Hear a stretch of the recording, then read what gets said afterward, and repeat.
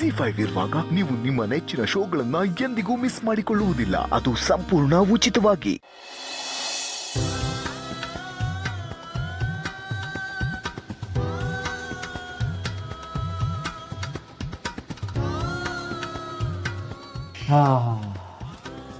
ಅದಕ್ಕೆ ಕಾಫಿ ಪರಿಮಳ ಸಾಕಾಗಿದೆ ಅಲ್ಲ? ಹಾಂ, ಪರಿಮಳ ತುಂಬ ಚೆನ್ನಾಗಿದೆ. ಪರಿಮಳ ಮಾತ್ರ ತಗೋ. ಕಾಫಿನ ನಿನ್ನ ಹೆಂಡತಿ ಹತ್ರ ಹೇಳಿ ಮಾಡಿ. ಅವನ ಹೆಂಡತಿ ಕೈನಲ್ಲಿ ಕಾಫಿ ಮಾಡ್ಕೊಂಡು ಕುಡಿದ್ರೆ ಅವನಿಗೆ ಕಾಫಿ ಮೇಲಿನ ಆಸೆನೆ ಹೊರಟೋಗುತ್ತೆ. ಆಯ್ತು ಬಿಡು, ನನಗೆ ಯಾಕೆ ಹೇಳ್ತೀಯ? ಯಾರು ಬೇಬಿ? ಅತ್ತೆನಾ? ಹೌದು, ನಮ್ಮ ಅಮ್ಮನೇ.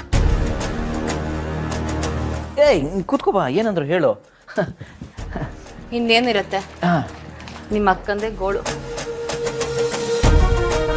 ಅವ್ರು ಸಾಕಿದಳಲ್ಲ, ಆ ಮಗು ತಂದೆಗೆ ಆಕ್ಸಿಡೆಂಟ್ ಮಾಡಿದ್ ಯಾರು ಅಂತ ವಿಷಯ ಗೊತ್ತಾಗಿದ್ಯಂತೆ. ಬೇಡದಿರೋ ವಿಚಾರನ ನನಗೆ ಫೋನ್ ಮಾಡಿ ಹೇಳಿ ಇರಿಟೇಟ್ ಮಾಡಬೇಡ ಅಂತ ಬೈತಿದ್ದೆ. ಏನು ಸಿಂಚನ ಹೀಗೆ ಹೇಳ್ತಿದ್ಯಾ? ಅಲ್ಲ, ಭಾವನಕ್ಕ ಖುಷಿಗೆ ನ್ಯಾಯ ಸಿಗಬೇಕು ಅಂತ ಪೊಲೀಸ್ ಸ್ಟೇಷನ್ ಮೆಟ್ಲು ಹತ್ತಿ ಧರಣಿ ಮಾಡಿದಾಳೆ. ಅವಳ ಹೋರಾಟಕ್ಕೆ ಸಿಕ್ಕಿರೋ ಪ್ರತಿಫಲ ಇದು. ಇದರಲ್ಲಿ ಸಂತೋಷ ಪಡೆದ್ಬಿಟ್ಟು ಯಾಕೆ ಹೀಗೆ ಹೇಳ್ತಾ ಇದೆಯಾ? ಹೌದೌದು, ತುಂಬಾ ದೊಡ್ಡ ಹೋರಾಟ ಮಾಡಿ ಸಾಧನೆ ಮಾಡಿರೋದಲ್ವಾ ಇದು. ಇಡೀ ರಾಜ್ಯನೇ ಖುಷಿ ಪಡೋಂತ ಸುದ್ದಿ ಅಲ್ವಾ? ತಗೊಂಡೋಗು, ದಂಗೂರ ತಗೊಂಡು ಹೋಗಿ ಊರೆಲ್ಲ ಸಾರ್ಕೊಂಬ. ಒಬ್ರು ಗೆಲುವನ್ನ ನೋಡಿ ಅಸೂಯೆ ಪಡೋದನ್ನ ನಾನು ಇಲ್ಲೇ ನೋಡ್ತೀನಿ. ದೇವ್ರು ಯಾಕೆ ಕೆಲವರಿಗೆ ಇಷ್ಟೊಂದು ಹೊಟ್ಟೆ ಕಿಚ್ಕೊಡ್ತಾನೋ ಏನು? ಸಾಕು ಸುಮ್ಮನಿರೆ. ಆ ಸಿಂಚನ ಹೇಳ್ತಾರೆ ಸರಿಯಾಗೇ ಇದೆ. ಅವಳು ಕೆಲಸ ಮಾಡಿಕೊಂಡು ಸುಮ್ಮನೆ ಇರಬೇಕು ತಾನೆ. ಯಾವುದೋ ಮಗುಗೋಸ್ಕರ ಈ ಹೋರಾಟ ಎಲ್ಲ ಯಾಕೆ ಮಾಡಬೇಕು? ಅದರಿಂದ ನಮ್ಮ ಮನೆ ಮಾನ ಮರ್ಯಾದೆನೂ ಹೋಯಿತು, ಆ ಜವರೇಗೌಡನ ಮರ್ಯಾದೆನೂ ಹೋಯಿತು. ಇಂಥ ಕೆಲಸ ಮಾಡೋರಿಗೆ ಹೊಗಳ್ಬೇಕಾ? ಅಂಥ ತಪ್ಪು ಏನ್ರಿ ಮಾಡಿದಾಳೆ ಅವಳು? ಒಂದು ಅನಾಥ ಮಗುಗೆ ನ್ಯಾಯ ಕೊಡ್ಸೋದಿಕ್ಕೆ ಅಂತ ಹೋರಾಟ ಮಾಡಿದಾಳೆ, ಅದು ತಪ್ಪ? ಮನುಷ್ಯತ್ವ ಇರೋರು ಯಾರೇ ಆಗಿದ್ರು ಇದನ್ನೇ ಮಾಡಿರೋರು. ಏನಿ ಮಾತನಾಡ್ತ? ನಮಗ್ ಮನುಷ್ಯತ್ವ ಇಲ್ಲ ಅಂತನಾ? ಅದನ್ನ ಬಾಯ್ಬಿಟ್ಟು ಬೇರೆ ಹೇಳ್ಬೇಕಾ? ಆ ಮಗು ಎಷ್ಟು ದಿವಸ ಈ ಮನೆಯಲ್ಲಿತ್ತು? ಒಂದು ದಿವಸನಾದ್ರೂ ನೀವುಗಳು ಅದ್ರ ಜೊತೆ ಕೂತ್ಕೊಂಡು ಪ್ರೀತಿ ವಿಶ್ವಾಸದಿಂದ ಮಾತಾಡ್ಸಿದೀರಾ?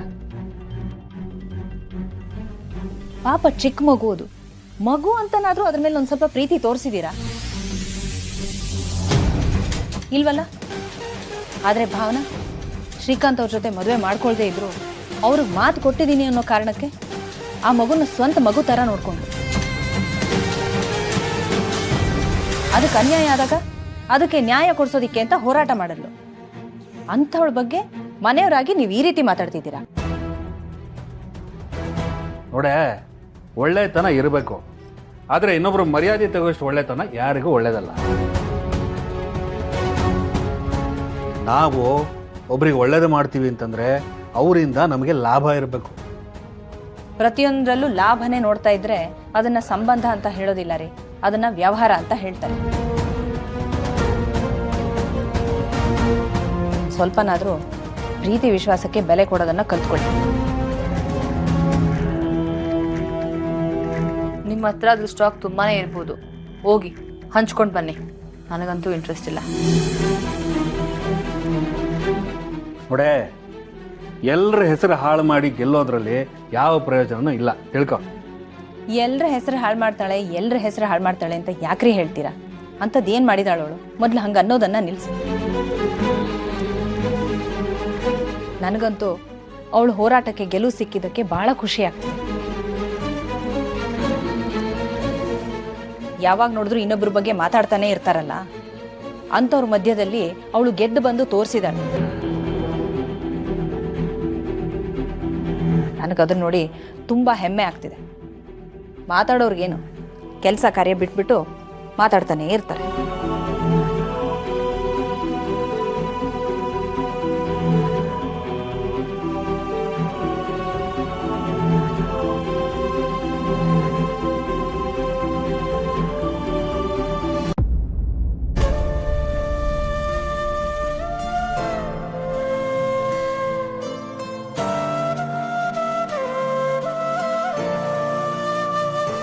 ಜಾನು,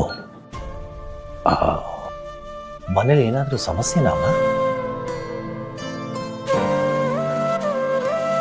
ಯಾಕೆ ಹೇಳ್ತಾ ಇದ್ದೀನಿ ಅಂದರೆ, ಇದ್ದಕ್ಕಿದ್ದಾಗೆ ಅಮ್ಮನ ಕರ್ಕೊಂಡು ಹೋಗಿ ಅಂತ ಹೇಳ್ತಾ ಇದೆಯಲ್ಲ, ಏನಾದರೂ ಪ್ರಾಬ್ಲಮ್ ಆಗ್ತಿದ್ಯಾ? ಇಲ್ಲ ಅಪ್ಪ, ಮನೇಲಿ ಆ ಥರ ಸಮಸ್ಯೆ ಅಂತ ಏನೂ ಇಲ್ಲ. ಆದರೆ ಅಜ್ಜಿನ ನನಗೆ ಈ ಪರಿಸ್ಥಿತಿನಲ್ಲಿ ನೋಡೋಕ್ಕಾಗ್ತಾ ಇಲ್ಲ. ಅವರು ನೋಡಿದಾಗಲೆಲ್ಲ ಅವ್ರು ನನಗೆ ಬೈತಾ ಇದ್ದಿತ್ತು, ರೇಗಿಸ್ತಾ ಇದ್ದಿತ್ತು, ಬುದ್ಧಿ ಹೇಳ್ತಾ ಇದ್ದಿತ್ತು, ಅವ್ರ ಜೊತೆ ಮಾತಾಡ್ತಿದ್ದೆಲ್ಲ ನೆನಪಾಗುತ್ತೆ. ಹಾಗೆ ನೆನಪಾದಾಗಲೆಲ್ಲ ನಂಗೆ ತುಂಬ ಬೇಜಾರಾಗುತ್ತೆ. ಇವತ್ತು ಸರಿ ಹೋಗ್ತಾರಾ, ನಾಳೆ ಸರಿ ಹೋಗ್ತಾರಾ ಅಂತ ಕಾಯೋದೇ ಆಗೋಗಿದೆ. ಅದಕ್ಕೆ ಡಾಕ್ಟ್ರು ಏನಂದ್ರು ಅಂದರೆ, ಅವರು ಯಾವ ಜಾಗನ ತುಂಬ ಇಷ್ಟಪಡ್ತಾರೆ ಅವ್ರು ಅಲ್ಲಿದ್ರೇ ವಾಸಿ, ಆಗ ಅವ್ರು ಇಷ್ಟಪಡೋ ಜನರು ಮುಂದೆ ಓಡಾಡ್ತಿದ್ರೆ ಬೇಗ ವಾಸಿ ಆಗ್ತಾರೆ ಅಂತ ಹೇಳಿದ್ರು. ಅದಕ್ಕೋಸ್ಕರ ನಿಂಗೆ ಹಾಗೆ ಹೇಳಿದೆ. ನೀನು ಹೇಳೋದು ಸರಿ ಇದೆ ಮಗಳೇ. ಇದನ್ನೆಲ್ಲ ಅಳಿಯಂದ್ರೆ ನಾನು ಮೊದಲೇ ಹೇಳಿದ್ದೆ.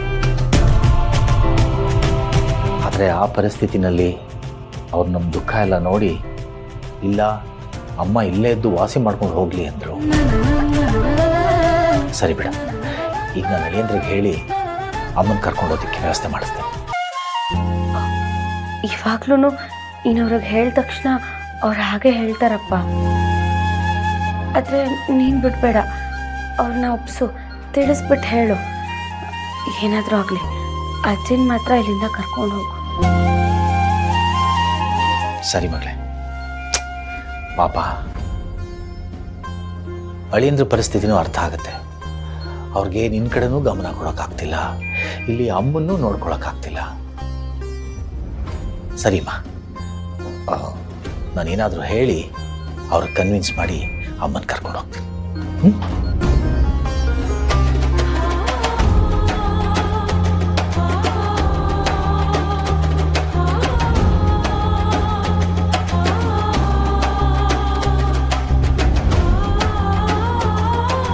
ಅಜ್ಜಿ, ದಯವಿಟ್ಟು ನನ್ನ ಕ್ಷಮಿಸ್ಬಿಡು.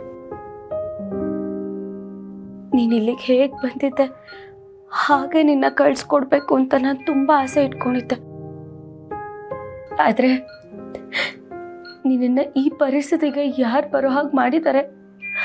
ಅವ್ರು ಇದೇ ಮನೆಯಲ್ಲಿರುವಾಗ ನೀನು ಇಲ್ಲಿರೋದು ಕ್ಷೇಮ ಅಲ್ಲ ಅಂತ ಅನಿಸ್ತಿದೆ. ಅದಕ್ಕೆ ನಿನ್ನ ಹೀಗೆ ಕಳಿಸ್ಕೊಡ್ತಾ ಇದ್ದೀನಿ. ಅಪ್ಪ ಅಮ್ಮಂಗೆ ಹೀಗೆಲ್ಲ ಆಗಿದೆ ಅಂತ ಗೊತ್ತಾದರೆ ತುಂಬಾ ನೋವು ಅನುಭವಿಸ್ತಾರೆ. ಅವ್ರಿಗೆ ಕಷ್ಟ ಕೊಡೋದಕ್ಕೆ ನಂಗೆ ಇಷ್ಟ ಇಲ್ಲ ಅಜ್ಜಿ. ಅದಕ್ಕೆ ಇದಕ್ಕೆಲ್ಲ ನೀನೇ ಉತ್ತರ ಕೊಡಬೇಕು. ಅದಕ್ಕೆ ನೀನು ಬೇಗ ಹುಷಾರಾಗಬೇಕು. ನನ್ನ ದೇವ್ರ ಹತ್ರ ಇದೊಂದೇ ಕೇಳ್ಕೊಳ್ಳೋದು. ZEE5 ಆಪ್ ಡೌನ್ಲೋಡ್ ಮಾಡಿ ಎಲ್ಲಾ ಸಂಚಿಕೆಗಳನ್ನು ಸಂಪೂರ್ಣ ಉಚಿತವಾಗಿ ನೋಡಿ.